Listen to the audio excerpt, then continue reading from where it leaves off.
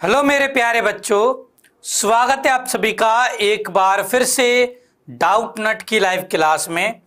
तो बच्चों, आज हम संबंध एवं फलन का 7वें नंबर का लेक्चर देखने जा रहे हैं, जिसमें बच्चों मैं आपको फलनों के प्रकार के बारे में बताऊंगा। बच्चों, ये टॉपिक इस अध्याय का बहुत ही महत्वपूर्ण टॉपिक है और यदि हम पिछले वर्षों के पेपरों को उठाकर देखें तो ये पता चलता है कि इस टॉपिक से पेपर में प्रश्न पूछे जाने की संभावना बहुत ज्यादा है। तो इसलिए बच्चों, आप लोग इस टॉपिक को अच्छे से पढ़िएगा, एक एक कंसेप्ट को अच्छे से समझिएगा। ओके बच्चों, ओके। तो सभी बच्चे जल्दी से थम्स अप करेंगे सो दैट मुझे पता लग सके कि आप लोगों ने मुझे ज्वाइन कर लिया है। Good morning to everyone, good morning, good morning बच्चों, गुड मॉर्निंग। एक दिन की छुट्टी के बाद आज हम फिर से मिल गए हैं। गुड मॉर्निंग बच्चों, गुड मॉर्निंग। काफी बच्चों ने ज्वाइन कर लिया है। मनोज कुमार, अंशिका, मेघाराम, रविशंकर, आंचल, पंकज, नगार्म, प्रेम प्रताप, कालू,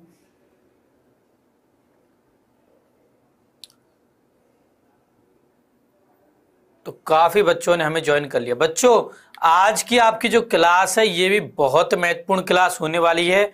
आपको लास्ट तक मेरे साथ बने रहना है और एक एक कंसेप्ट को अच्छे से सीखना है।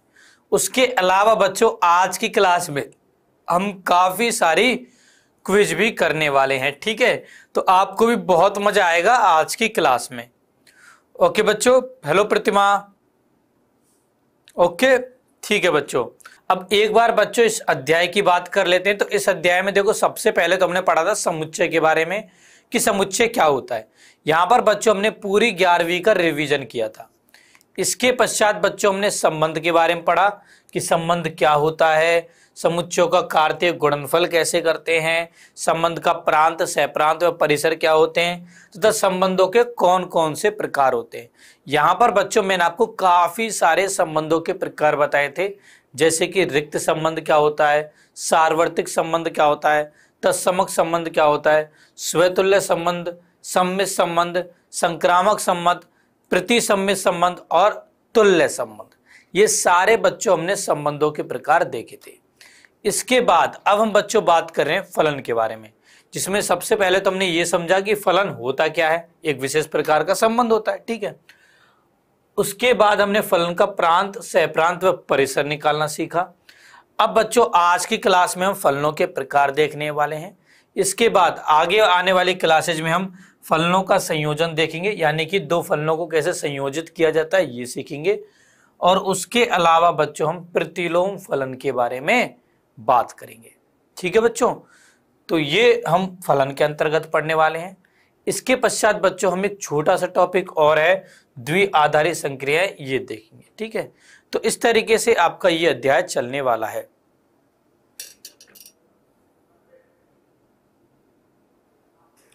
ओके रौनक बेटा, ओके कोई नहीं, अभी मैंने स्टार्ट नहीं किया है पढ़ाना, ठीक है। ओके बच्चों, अब आज हम फलनों के प्रकार पढ़ने वाले हैं और उन पर आधारित कुछ महत्वपूर्ण प्रश्न देखने वाले हैं। ओके बच्चों, अब आज की क्लास की शुरुआत करता हूं बच्चों मैं क्विज के माध्यम से। तो सभी बच्चे तैयार रहेंगे क्विज के लिए। देखो, मैंने बोला था कि हम काफी सारे क्विज करने वाले हैं, तो बिल्कुल बच्चों हम काफी सारे क्विज करेंगे, ठीक है। तो आज की क्लास का आरंभ होता है इस क्विज के साथ। तो ये रहा बच्चों आपके पास आज की क्विज का पहला क्वेश्चन। यदि f ऑफ x बराबर x plus 1 upon x minus 1 हो तो आपको f ऑफ 3 का मान बताना है, क्या होगा। तो बताइए बच्चों इसका मान क्या होगा।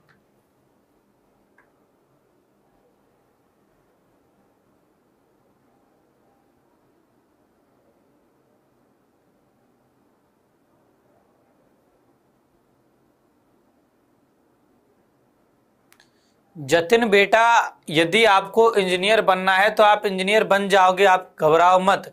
डाउट नट के साथ बच्चों आप पढ़ाई करते रहो, आप जेईई मेन का एग्जाम देना, हमारे यहाँ बेस्ट फैकल्टी है जेईई मेन के लिए भी। आप जेईई मेन क्रैक कर लेना, उसके बाद जब आपका कॉलेज में एडमिशन हो जाएगा तो कॉलेज में बच्चों फीस नहीं लगती है। यदि आपका एनआईटी और आईआईटी कॉलेज है तो वहां पर बिल्कुल नाम मात्र फीस लगती है, मात्र 9-10 हजार रुपये लगते हैं बच्चों बस आपके, और वो भी आपको गवर्नमेंट की तरफ से स्कॉलरशिप के द्वारा वापस लौटा दिए जाते हैं। ठीक है, तो बस आपको तैयारी करनी है, सिलेक्शन लेना है, पैसे नहीं लगते इंजीनियरिंग में। ठीक है, तो काफी बच्चे विकल्प ए सही बता रहे हैं। चलो बच्चों चेक करते हैं कौन सा विकल्प सही है। कुछ बच्चे बी विकल्प भी बता रहे हैं। चलो देखते हैं कौन सा विकल्प सही है। ठीक है, तो देखो हमें करना क्या है, हमें निकालना है एफ ऑफ 3 का मान। तो सबसे पहले तो बच्चों हम एफ ऑफ 3 का मान निकालेंगे। तो एफ ऑफ 3 बराबर हो जाएगा, देखो एक्स की जगह 3 रख दो, तो 3 रखा तो ये हो गया 3 + 1 बटे 3 - 1।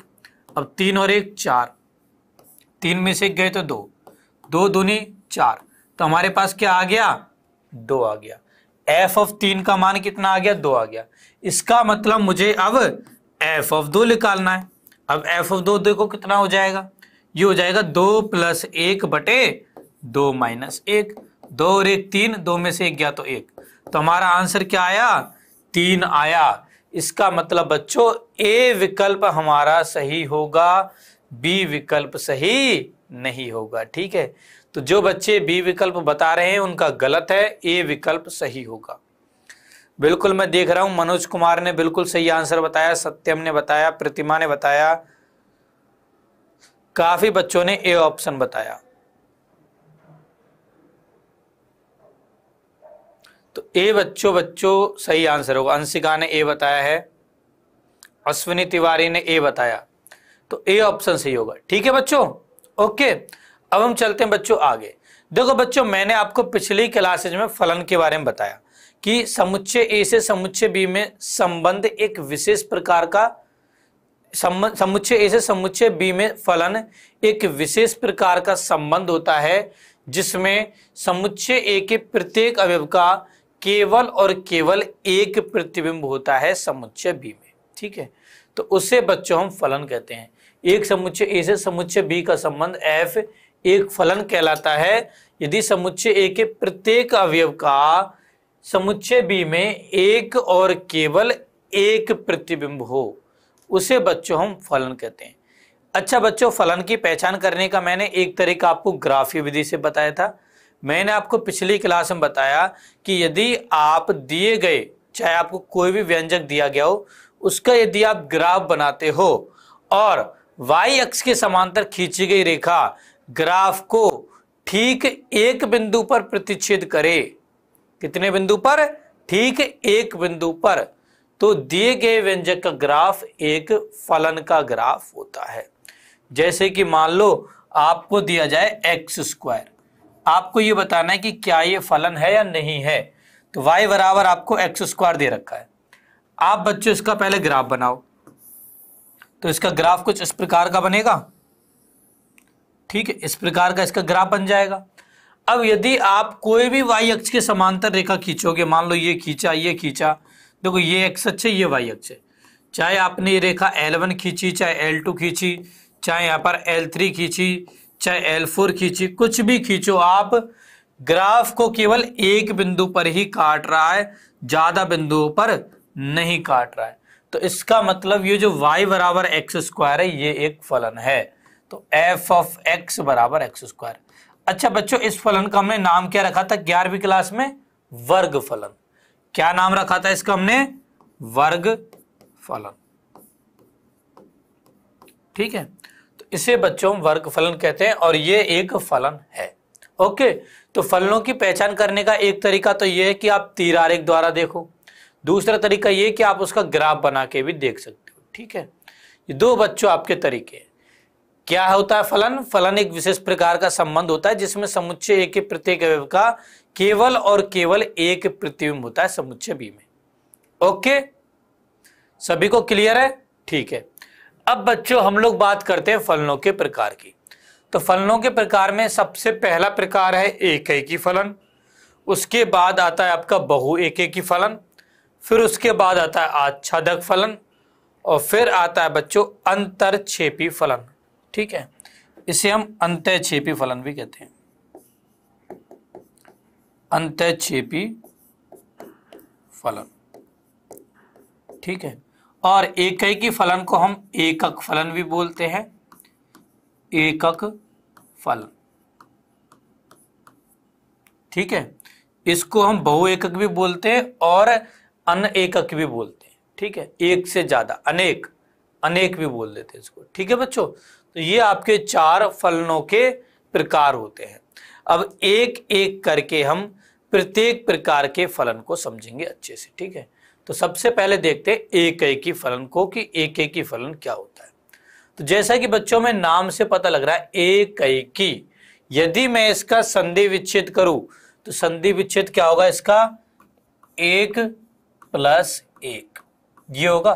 देखो एकैक का संधि विच्छेद क्या होता है, 1 + में 1, a + a मिलके i बनाते हैं, तो यही चीज है 1 + 1। अब 1 + 1 का मतलब क्या है, हमें एक और एक को जोड़ना है क्या, नहीं। इसका मतलब यह है बच्चों कि समुच्चय ए के एक अवयव का, समुच्चय ए के एक अवयव का समुच्चय बी के केवल एक अवयव के साथ में कनेक्शन होगा, एक का एक के साथ कनेक्शन होगा, एक का एक के साथ संबंध। ठीक है, तो यहां पे लिख सकते हैं इसको हम 1 + 1 का मतलब है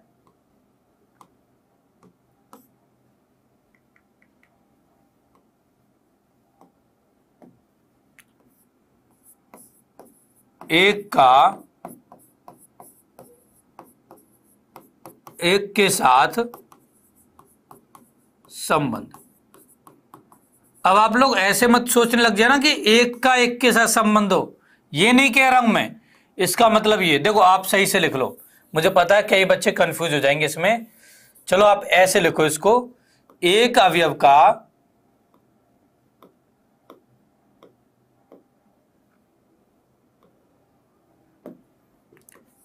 एक अवयव का एक अवयव के साथ संबंध। ठीक है, एक अवयव के साथ संबंध क्या कहलाता है, एकैकी फलन कहलाता है। अर्थात बच्चों ये कि समुच्चय ए में कोई भी आप अवयव उठा लो, उसका समुच्चय बी के एक अवयव के साथ होना जरूरी है। ठीक है, अब देखो 2 के साथ तो वैसे ही नहीं हो सकता, क्योंकि यदि समुच्चय ए के एक अवयव का 2 के साथ संबंध हुआ तब तो फलन ही नहीं रहेगा।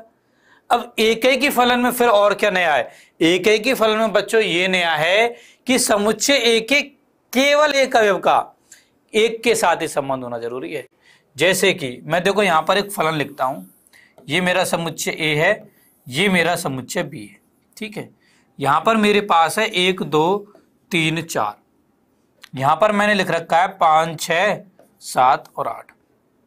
अब मैं कह रहा हूं 1 का 5 के साथ है, 2 का 7 के साथ है, 3 का 6 के साथ है, 4 का 8 के साथ है। तो यहां पर देखो एक अवयव का एक अवयव के साथ ही संबंध है, तो इस प्रकार के फलन को हम एकैकी फलन कहते हैं।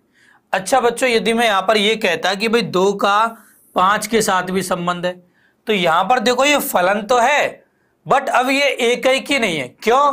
क्योंकि 1 और 2 दोनों का संबंध 5 के साथ है, तो अब ये एकैकी नहीं होगा। ठीक है, तो एकैकी फलन होने के लिए जरूरी है कि एक का एक के साथ संबंध हो। ओके, एक का एक के साथ संबंध हो।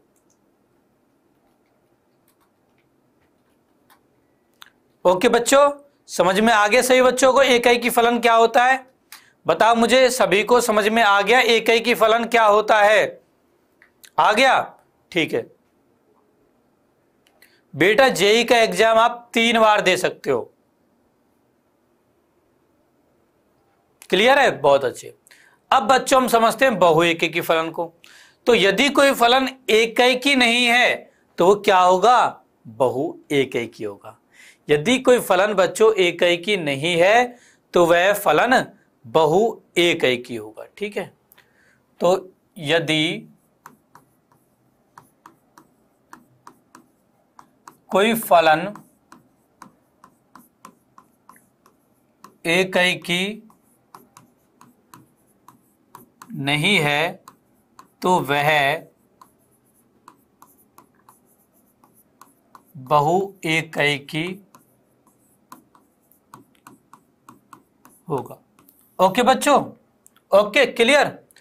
अब देखो हमने यहां पर क्या देखा, हमने यहां पर यह देखा कि या तो फलन होगा एकैकी या फलन होगा बहु एकैकी। क्लियर बच्चों, यानी कि ऐसा कभी नहीं हो सकता कि एक फलन एकैकी भी हो और बहु एकैकी भी हो, ऐसा बच्चों कहीं नहीं होगा। या तो फलन होगा एकैकी या फलन होगा बहु एकैकी।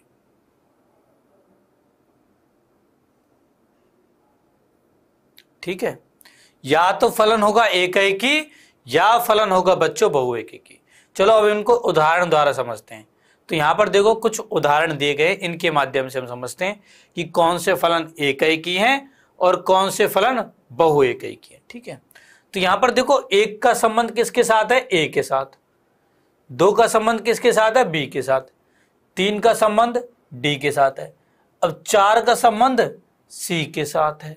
अब यहां पर देखो एक का ए के साथ एक ही लाइन आई, दो का बी के साथ केवल एक लाइन, तीन का डी के साथ केवल एक लाइन, चार का सी के साथ केवल एक लाइन। तो इसका मतलब एक अवयव का केवल एक के साथ में कनेक्शन है। देख लो, केवल एक के साथ में कनेक्शन है, तो इसका मतलब ये एकैकी है। ओके, ये क्या है बच्चों, एकैकी। सेकंड वाले को देखो, अब यहां पर देखो एक का बी के साथ है और दो का भी बी के साथ है, दो अवयवों का एक अवयव के साथ संबंध है, तो ये एकैकी फलन नहीं है। तो क्या है फिर, ये बहु एकैकी। क्या है बच्चों, ये बहु एकैकी है। ठीक है, अब आप लोग मुझे बताइए कि थर्ड वन क्या होगा, तीसरे वाला क्या होगा, ये बताइए, एकैकी होगा या बहु एकैकी होगा।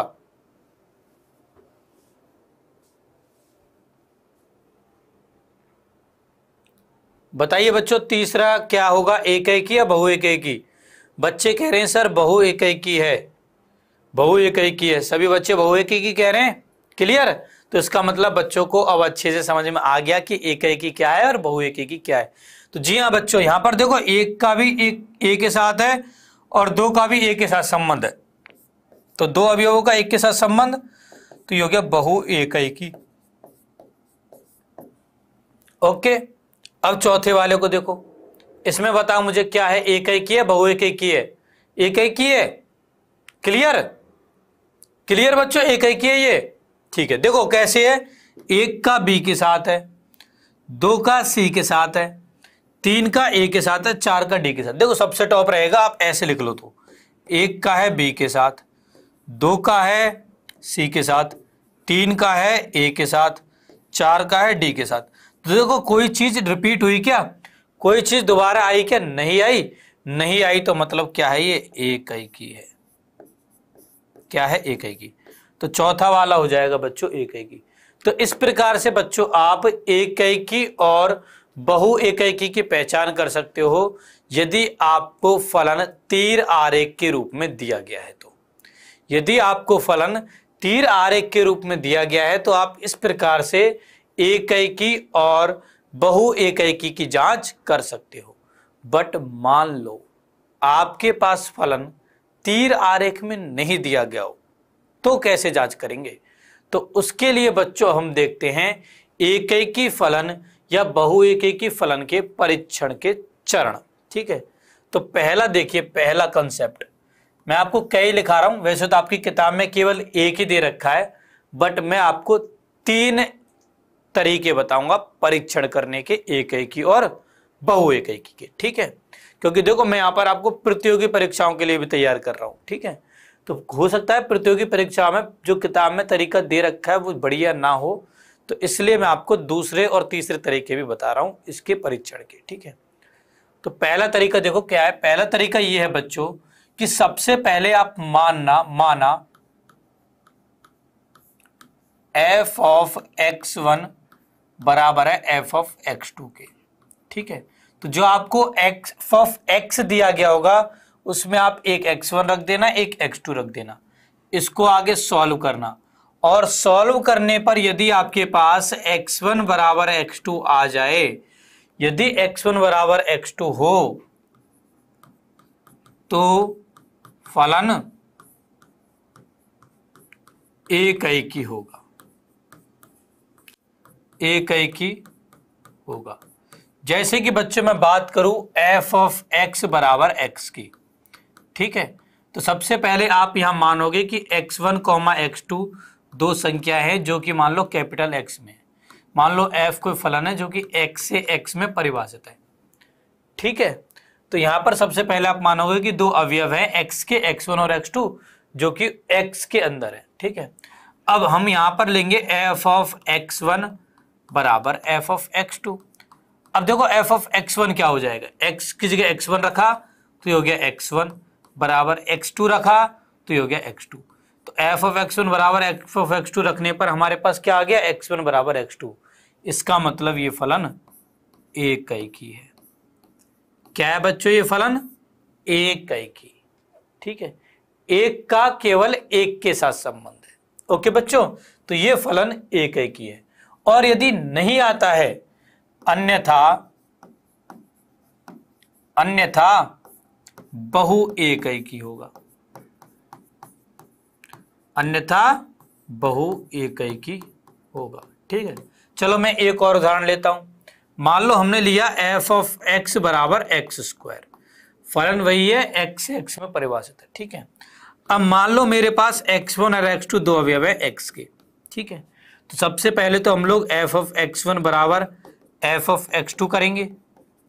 अब f ऑफ x1 क्या हो जाएगा, x1 का स्क्वायर बराबर में x2 का स्क्वायर, ये हो जाएगा। अब यहां से x1 का स्क्वायर माइनस x2 का स्क्वायर बराबर 0 हुआ, तो ये हो गया x1 प्लस x2 गुणा x1 माइनस x2 बराबर 0। तो यहां से x1 बराबर माइनस x2 भी आ रहा है। देखो x1 बराबर x2 तो आ ही रहा है, परंतु x1 बराबर माइनस x2 भी आ रहा है। इसका मतलब प्रत्येक स्थिति में x1 बराबर x2 नहीं है, तो इसका मतलब ये बहु एकैकी होगा। क्या होगा, बहु एकैकी। तो एक तरीका तो बच्चों आपका ये है एकैकी और बहु एकैकी की जांच करने का, ठीक है। अब आते हैं दूसरे तरीका पर। दूसरा तरीका है बच्चों फलन के ग्राफ के माध्यम से, ठीक है। तो यदि x अक्ष के समांतर खींची गई रेखा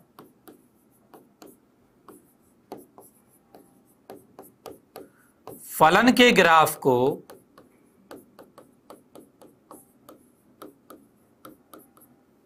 केवल एक बिंदु पर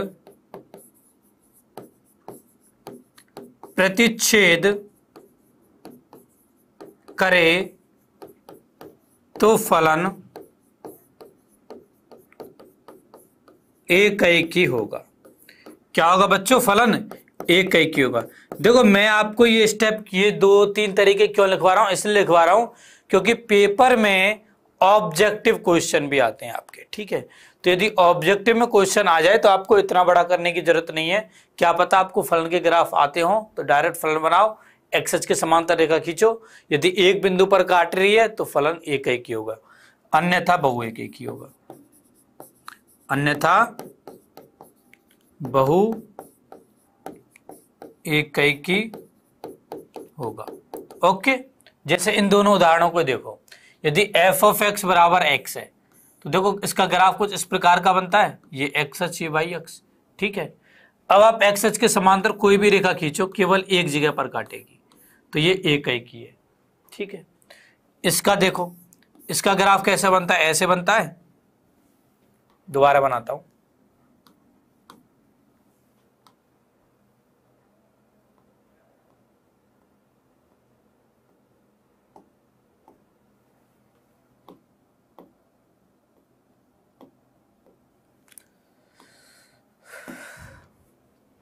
देखो ये x अक्ष है, ये आपकी y अक्ष है, कुछ इस प्रकार का ग्राफ बनता है। अब मैंने एक्स अक्ष के समांतर एक रेखा खींची, देखो एक यहां पर काटा, एक यहां पर काटा, एक से ज्यादा बिंदुओं पर काटा, तो ये बहुएकी है। ठीक है बच्चों, क्या है ये? बहुएकी। तो एकी और बहुएकी की पहचान करने का दूसरा तरीका ये है। अभी बच्चों एक तरीका और है, तीसरा तरीका। तीसरा तरीका क्या है? तीसरा तरीका बच्चों ये है कि यदि एफ डैश एक्स, मतलब कि एफ ऑफ एक्स का अवकलन या तो ग्रेटर देन 0 हो या फिर F dash x less than 0 हो तो एफ ऑफ एक्स एकी होगा। क्या होगा? एफ ऑफ एक्स एकी। अब देखो आपने किसी फलन का अवकलन ज्ञात करना 11वीं क्लास में सीख लिया था, इसलिए बच्चों मैंने आपको यह तरीका बताया। जब आप 11वीं क्लास में थे तब आपको ये चीज नहीं बताई गई होगी, बट अब आप 12वीं क्लास में आ गए हो, आपको अवकलन के बारे में थोड़ा बहुत जानकारी है कि क्या होता है अवकलन। तो एक कंडीशन बच्चों आपकी ये भी है किसी फलन के एकी और बहुएकी की ज्ञात करने की, कि यदि F dash x greater than 0 हो या फिर लेस देन 0 हो, हमेशा होने चाहिए। ठीक है, तो फलन क्या होगा? एकी होगा। ओके, और यदि बच्चों आपका एफ डैश एक्स कहीं पर ग्रेटर देन 0 हो, कहीं पर लेस देन 0 हो, तो उस केस में फलन बहुएकी होगा। ठीक है, तो उस केस में बहुएकी होगा, अन्यथा बहुएकी होगा। जैसे देखो इसी की बात कर लेते हैं, तो यहां पर F of X equal to X है, तो एफ डैश एक्स क्या हो जाएगा? यहां पर हो जाएगा 1। अब 1 हमेशा धनात्मक रहने वाला है, एक्स के मान पर निर्भर करता है कि कुछ भी मान पर निर्भर नहीं करता। एक्स का आप कोई भी मान लेना, ये हमेशा 1 ही रहेगा एफ डैश एक्स, तो इसका मतलब ये हमेशा ग्रेटर देन 0 है, तो ये एकी होगा। ठीक है, इसकी बात करें तो इसका एफ डैश एक्स हो जाएगा 2x। अब ये x पर निर्भर कर रहा है, यदि आपने x 0 से बढ़ा लिया तब तो ये धनात्मक होगा, और यदि आपने 0 से छोटा ले लिया तो ये ऋणात्मक हो जाएगा। ठीक है, यानी कि ये क्या होगा? बहुएकी होगा। ठीक है, तो ये बच्चों 3 तरीके हैं एकी और बहुएकी की जांच करने के। ओके बच्चों, ग्राफ कैसे बनाएंगे? बेटा ग्राफ बनाने के बारे में आपको 11वीं क्लास में बता दिया गया होगा। ग्राफ कैसे बनाते हैं हम लोग, इसके बारे में 11वीं क्लास में बता दिया होगा। नहीं तो मैं आपको सिंपल सी हिंट देता हूं, आपने 10वीं क्लास में रैखिक समीकरण का ग्राफ बनाया था ना, तो जैसे आप रैखिक समीकरण का ग्राफ बनाते हो ऐसे ही फलन का ग्राफ बनता है। ठीक है, जैसे आप रैखिक समीकरण का ग्राफ बनाते हो वैसे ही फलन का ग्राफ बनता है। ओके ओके, सभी बच्चों को समझ में आया? रौनक, शुभम, उर्मिला, सचिन, हैप्पी, शिवम, सबको समझ में आया? मनोज, अंशिका, सबको समझ में आ गया? बहुत अच्छे। अब बच्चों हम चलते हैं आज की सेकंड क्विज पर। तो तैयार हो जाइए सही बच्चे सेकंड क्विज के लिए। ये रहा आपका क्वेश्चन, यदि एफ ऑफ x1 बराबर एफ ऑफ x2 हो और इसका तात्पर्य x1 बराबर x2 हो for all x1, x2 belongs to a के लिए, तो f सच दैट a से b में कैसा फलन होगा? पहला है एकी एकक, दूसरा है अचर, तीसरा है बहुएकी, चौथा है इनमें से कोई नहीं। तो बताइए बच्चों कौन सा विकल्प सही होगा? हेमराज बेटा इसके लिए आपको बहुत मेहनत करनी पड़ेगी, तो आप मेहनत करिए, आप भी मेरे जैसे टीचर बन जाओगे। यस बच्चों, आपका समय होता है यहाँ पे समाप्त। अब देखते हैं इसका आंसर क्या रहने वाला है। तो बच्चों ने आंसर क्या बताया है? ए बताया है बच्चों ने। हाँ बच्चों, ए ही आंसर होगा। क्यों? क्योंकि देखो यही तो है एकी फलन की कंडीशन कि यदि एफ ऑफ x1 बराबर एफ ऑफ x2 और इसका तात्पर्य x1 बराबर x2 हो तो फलन एकी होता है। क्या होता है बच्चों? फलन एकी। ठीक है, तो ए विकल्प सही हो जाएगा। ओके क्लियर, बहुत बढ़िया। अब बच्चों हम लोग चलते हैं फलन के अगले प्रकार पर। अगला प्रकार है बच्चों हमारा आच्छादक फलन। अब आच्छादक फलन क्या होता है? आच्छादक फलन की बच्चों यदि आप किताबी परिभाषा की बात करोगे तो किताबी परिभाषा ये होती है कि f के अंतर्गत, f कोई आपका फलन है, ठीक है, मान लो f कोई फलन है जो कि a से b में परिभाषित है, ठीक है। तो यदि कोई फलन a से b में परिभाषित है तो समुच्चय b में जितने भी अवयव हैं यदि उनका पूर्व प्रतिबिंब समुच्चय a में मौजूद है, समुच्चय b के प्रत्येक अवयव का पूर्व प्रतिबिंब समुच्चय a में मौजूद है, तो वह फलन आच्छादक फलन कहलाता है। क्या कह रहा हूं बच्चों में, दोबारा सुनना। यदि किसी फलन जो कि a से b में परिभाषित है में समुच्चय b के प्रत्येक अवयव का समुच्चय a के अवयवों के साथ संबंध है, तो वह एक फलन होता है। क्या होता है बच्चों, तो वह एक कैसा फलन होता है, आच्छादक फलन होता है, ठीक है। मतलब यहां पर ये कि यदि बच्चों फलन का परिसर, यदि फलन का परिसर समुच्चय b के बराबर हो तो वह फलन क्या होता है, वह फलन बच्चों आपका आच्छादक फलन होता है, ठीक है। तो आप लोगों को याद रखना है कि समुच्चय b के प्रत्येक अवयव का, समुच्चय b के प्रत्येक अवयव का समुच्चय a के किसी ना किसी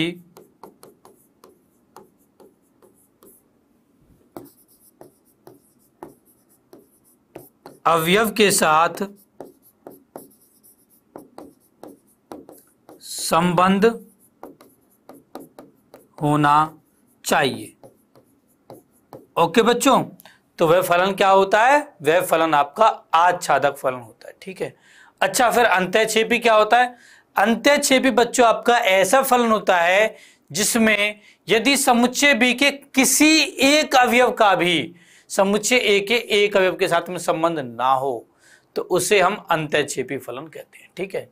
यदि मान लो कोई फलन है जो कि a से b में परिभाषित है, ठीक है, तो यदि b के किसी एक अवयव का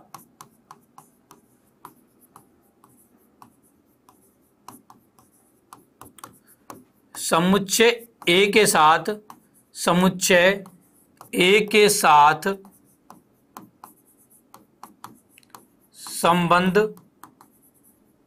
ना हो तो फलन अंतःक्षेपी होता है। ओके बच्चों, क्या होता है फलन, अंतःक्षेपी होता है। जैसे कि देखो मैं यहां पर कुछ तीर आरेख द्वारा बना के बता रहा हूं आपको। ये मान लो समुच्चय ए है, ये समुच्चय बी है, यहां पर है 1 2 3 4, यहां पर है 5 6 7 और 8। अब मान लो 1 का 6 के साथ है, 2 का 5 के साथ है, 3 का 7 के साथ है, 4 का 8 के साथ है। तो यहां पर देखो समुच्चय बी में जितने भी अवयव हैं उनका पूर्व प्रतिबिंब समुच्चय ए में मौजूद है, तो ये क्या है आपका, ये आपका आच्छादक फलन है, ठीक है। परंतु मान लो मेरे पास कोई फलन ऐसे हो, ये ए है, ये बी है, 1 2 3 4 5 6 7 और 8। मैंने कहा 1 का इसके साथ है, 6 का इसके साथ है, 3 का भी 6 के साथ है, 4 का भी 7 के साथ है, ठीक है।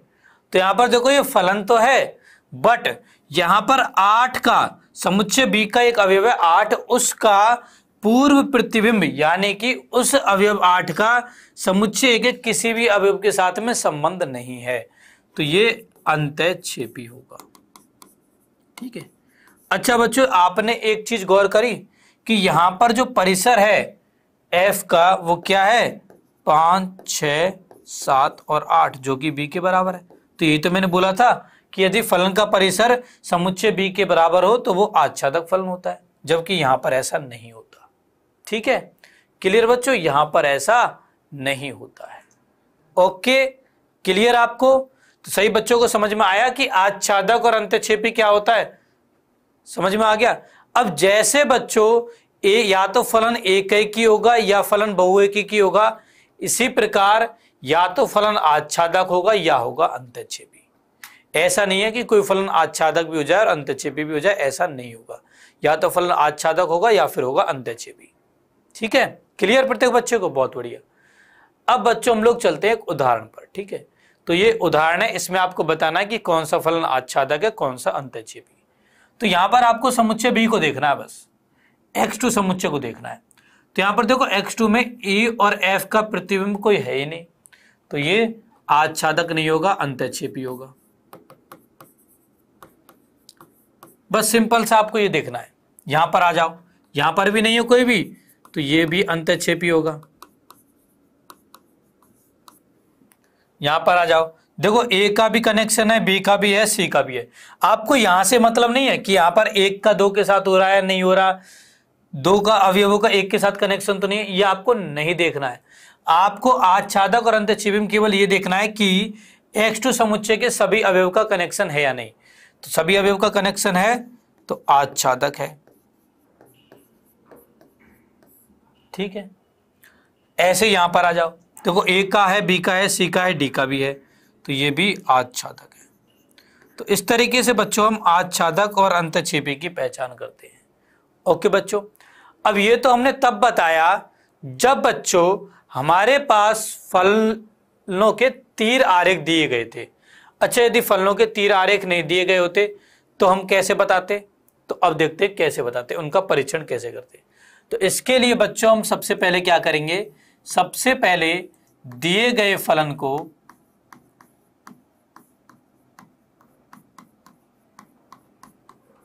y के बराबर करेंगे। सबसे पहले हम दिए गए फलन को y के बराबर करेंगे। इसके पश्चात हम x को y के पदों में लिखेंगे।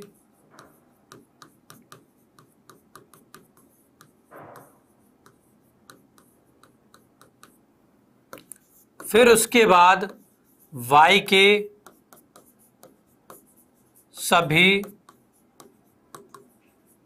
संभव मान ज्ञात करेंगे। अर्थात हम क्या करेंगे, अर्थात बच्चों हम दिए गए फलन का परिसर ज्ञात करेंगे। अर्थात दिए गए फलन का परिसर ज्ञात करेंगे। और यदि बच्चों आपका फलन का परिसर, यदि फलन का परिसर बराबर हो समुच्चय बी के, तो फलन आच्छादक होगा। आच्छादक होगा, अन्यथा क्या होगा, अंतःक्षेपी होगा। ओके बेटा, तो इस तरीके से आप आच्छादक और अंतःक्षेपी की पहचान करोगे। Okay, clear? प्रत्येक बच्चों क्लियर हो गई ये वाली चीज भी? बहुत अच्छे। अब बच्चों आपने अभी देखा कि एकैकी फलन भी होता है और बहुएकी भी होता है, आच्छादक भी होता है, अंतःक्षेपी भी होता है। अब बच्चों आपका फलन ऐसे भी हो सकता है कि वो एकैकी आच्छादक हो या एकैकी अंतःक्षेपी हो, या बहुएकी आच्छादक हो या बहुएकी अंतःक्षेपी हो। तो अब हम इन उदाहरणों के माध्यम से ये भी समझते हैं क्या मिश्रित में भी कोई फलन है। तो देखो पहले वाले को मैंने आपको बताया था कि ये एकैकी है, उसके अलावा बच्चों मैंने आपको बताया कि ये अंतःक्षेपी भी है, तो ये हो जाएगा एकैकी अंतःक्षेपी फलन। अब हम दोनों को मिक्स करके लिख रहे हैं, ठीक है। तो ये क्या होगा, एकैकी अंतःक्षेपी होगा। ये मैंने आपको बहुएकी बताया था, तो ये हो जाएगा बहुएकी अंतःक्षेपी। ठीक है, ऐसे यहां पर आओ, इसको मैंने आपको बहुएकी बताया था, उसके अलावा मैंने इसको आच्छादक बताया, तो बहुएकी आच्छादक है ये।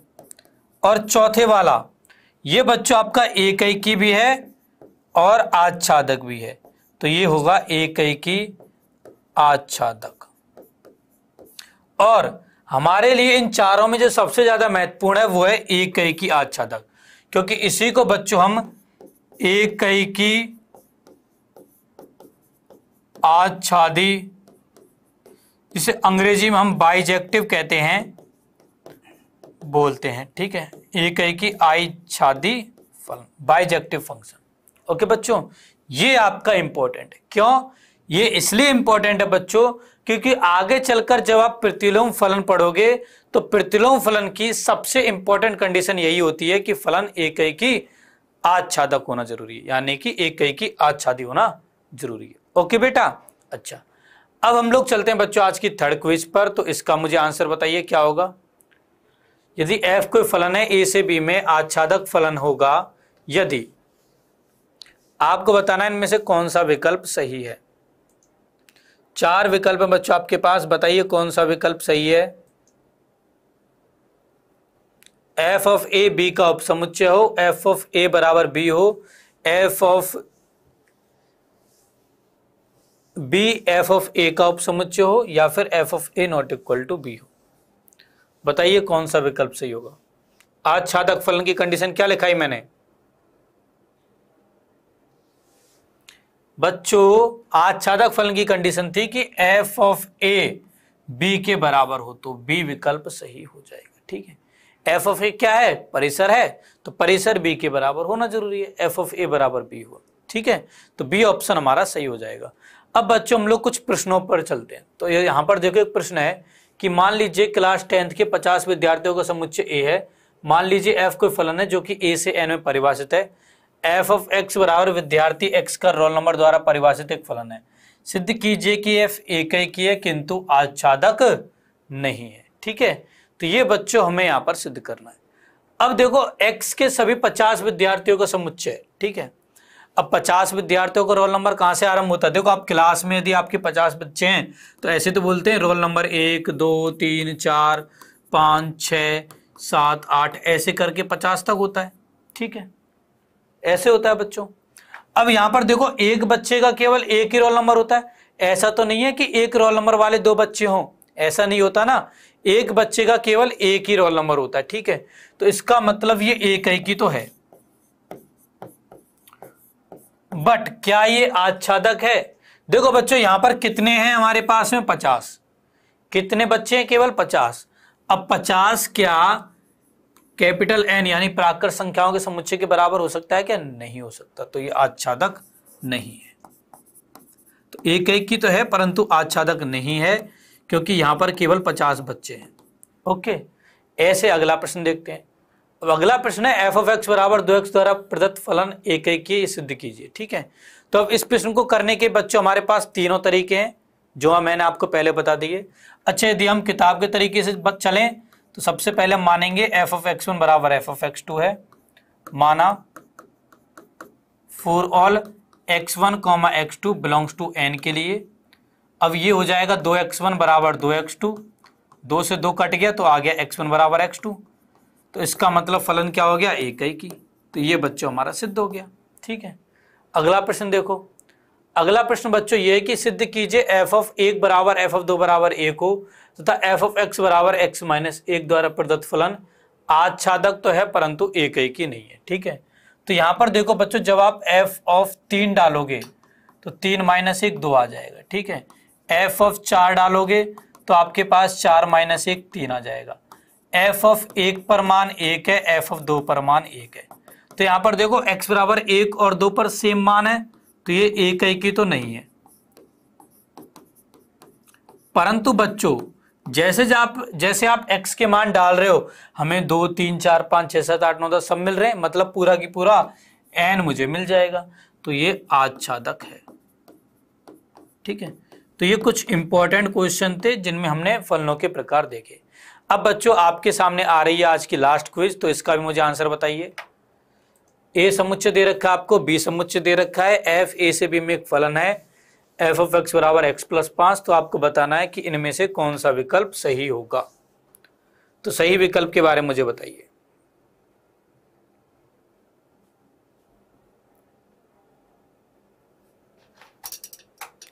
सही विकल्प के बारे में बच्चों मुझे बताइए, जल्दी करिए बच्चों, आपका समय समाप्त हो रहा है।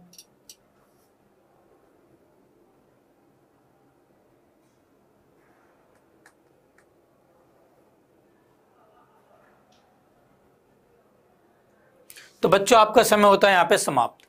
अब देखो इसका आंसर कैसे देंगे, तो इसके लिए बच्चों हम लोग बना लेते हैं तीर आरेख। तो देखो एफ ऑफ एक्स बराबर एक्स प्लस 5 है। अब एक्स की जगह हमें 1 2 3 रखना है, तो ए में है 1 2 3, बी में क्या है 6 7 8, एक रखा तो 5 और 1 6, मतलब 1 का 6 के साथ है, 2 का 7 के साथ है, 3 का 8 के साथ है। ठीक है, देखो समुच्चय एक के प्रत्येक अवयव का केवल एक के साथ संबंध है, तो ये एक ही है। उसके अलावा सभी का संबंध आ रहा है समुच्चय बी में, तो ये आच्छादक है। तो कैसा फलन हो गया ये, एक ही आच्छादक फलन। तो बी विकल्प हमारा सही हो जाएगा। सही बच्चे आंसर बता रहे थे बी विकल्प। ठीक है, तो ये थे बच्चों आपकी आज की क्विज के आंसर। अब आज की क्लास में हमने फलनों के प्रकार देखे और उन पर आधारित कुछ प्रश्न डिस्कस किए। आज की क्लास को बच्चों में यहीं पे समाप्त करने जा रहा हूं। ये बच्चों आपका आज का होमवर्क है, पूरा होमवर्क आपको करना है। ठीक है, अब अगली क्लास में बच्चों हम बात करेंगे फलनों के संयोजन के बारे में। नेक्स्ट टॉपिक बच्चों हम अगली क्लास में आरंभ करेंगे। ओके।